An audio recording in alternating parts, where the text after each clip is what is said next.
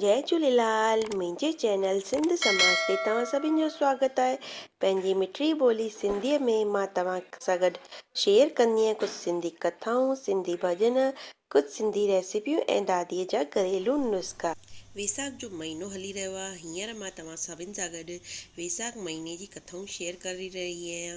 लेकिन अगरि तव्हां चैनल ते पहिरियों बार पिया अचो त चैनल खे सब्सक्राइब कयो, जंहिंसां कि तव्हांखे मुंहिंजे हर सिंधी वीडियो जी नोटिफिकेशन सभिनि खां पहिरीं मिलंदव। त हलो त पाण कथा शुरू था कयूं। कथा अध्याय 20। श्रुति केतु चवण लॻो त हे मुनीश्वर, वैसाख धर्म जो महात्म ॿुधंदे ॿुधंदे मुंहिंजी तृप्ति कोन थी आहे, छाकाणि त भॻवान विष्णु जी कथा ॿुधी करे मुंहिंजा कन तृप्त थींदा आहिनि, मुंहिंजा पूर्व जन्म जा पुण्य उधार थी वेंदा आहिनि। मां तव्हांजे मुख सां निकितल अमृत रूपी वचननि खे ॿुधी करे कृत कृत्य पियो थियां। मुंहिंजो मोक्षादि जी इच्छा कान्हे। तव्हां मुक्ति दाता भॻवान विष्णु खे प्रसन्न करण वारे दिव्य धर्म जो उपदेश मूंखे ॿुधायो आहे। इन वार्ता खे ॿुधी करे श्रुतिदेव चवण लॻो त हे राजन, पापनि खे नष्ट करण वारी मां हिकु तोखे कथा ॿुधायां थो। पपांतिर शंख नाले हिकु ब्राह्मण सिंह बृहस्पति में गोदावरी जे किनारे आयो ऐं भीमरथीअ पार करे हिकु कंडन युक्त पहाड़ीअ ऐं वन में वञी वेठो, जिते न त को जल हो न को मनुष्य हो।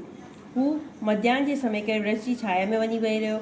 उन समय हिकु दुराचारी ऐं सभिनि जे प्राणनि जो घात करण वारो हिकु व्याघ्र हुते आयो ऐं ब्राह्मण के कननि में चमकंदा सोने जा कुंडल ॾिसी करे हुनखे पकड़े छॾी। उन जा कुंडल, जूता, छतरी, माला, कमंडल सभु खोसे वरितईंसि। उहो ब्राह्मण हुन दुष्ट खां छुटकारो पाए उस मां सड़ंदो उन हिकु कांटेदार वन में नंगा पैर प्यासा हाय हाय कंदो अची करे वेठो।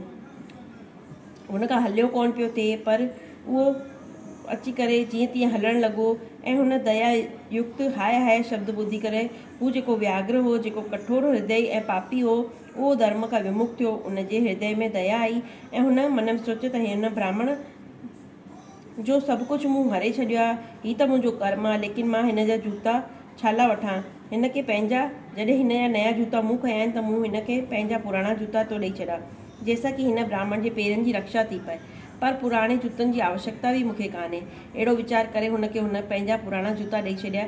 हुन जूतनि खे पाए करे ब्राह्मण ॾाढो सुखी थियो ऐं व्याघ्र खे आशीर्वाद ॾिनई त तो वैसाख मास में जूतनि जो दान कयो आहे ऐं तुंहिंजो पुण्य जेको उधार वारो आहे, इन करे हाणे तुंहिंजो उदय थींदो, छोकी अहिड़ो दान करण सां भॻवानु हरि प्रसन्न थींदो आहे। उन ब्राह्मण खे इन प्रकार आशीर्वाद ॾेई व्याघ्र विस्मय सां चवण लॻो त हे ब्राह्मण देवता, मां त तव्हांखे ॾिनल सभु वस्तु तव्हांखे लौटाए थो छॾां ऐं हिन आशीर्वाद जी का ॻाल्हि कान्हे। जेको वैसाख मास में हरि जी प्रशंसा कंदो, सो वैसाख ऐं हरि केरु आहे, उनजो छा फल आहे। ई व्याघ्र जा वचन ॿुधी करे ब्राह्मण शंख विचारण लॻो त सभु कर्मनि जो फल जन्मांतर में ई मिलंदो आहे। ऐं ब्राह्मण चयो त हे व्याघ्र, तो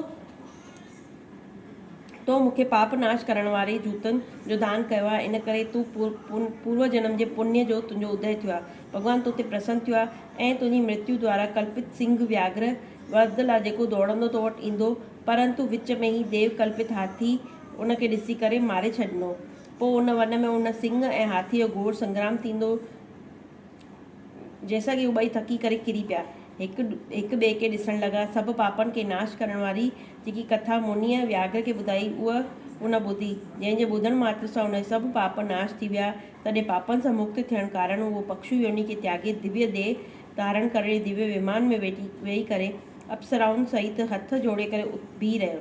इहो ॿुधी करे उन पुछियो त तूं केरु आहीं ऐं कारण हिन वन में हिक ॿिए खे मारण जो छा उदत हो, तुंहिंजी मृत्यु कीअं थी, ई सभु कथा विस्तार पूर्वक असांखे ॿुधाए।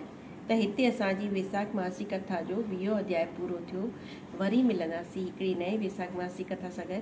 तेसि ताईं सभिनि सिंधियुनि भेनरुनि ऐं भाउरनि खे जय झूलेलाल ऐं जय श्री कृष्ण।